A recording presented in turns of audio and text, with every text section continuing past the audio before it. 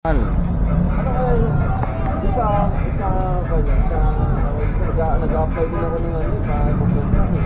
Ba't hindi ka ma-apply sa, magsimula ka muna ng yung kunin mo yung seaman.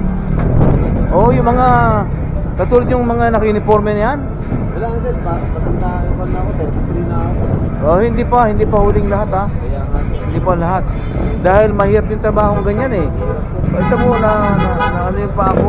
Dito sir, lalo dyan, surrender ako dyan eh. 6 years akong gwardiya eh. Pero umalis ako eh. Bigyan sa surrender ako dyan. Ah, ganun ba? Kasi nagbubuhat ka pa eh.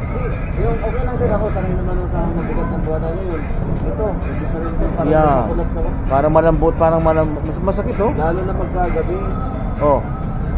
Dala na yung pagod mo tapos parang babagsak ko na naman. Ah, ganun ba? Patay yung spirit ko, malakas na, pero yung katawan. Yung katawan niya, yung edad mo, may edad na, 37 may edad na rin eh. 33 na rin.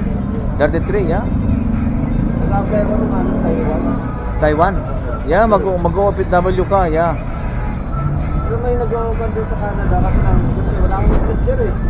Hindi, security. Sa vapor. Security sa vapor. Sa Canada? Yeah, no, sa yung mga shipping line, yung mga commercial line. Kaya gusto ko lang sir yung siyempre, guardian yung iniwan ko dito, ibang nature. Iba naman ha, yeah, iba naman ha, yeah. Tama.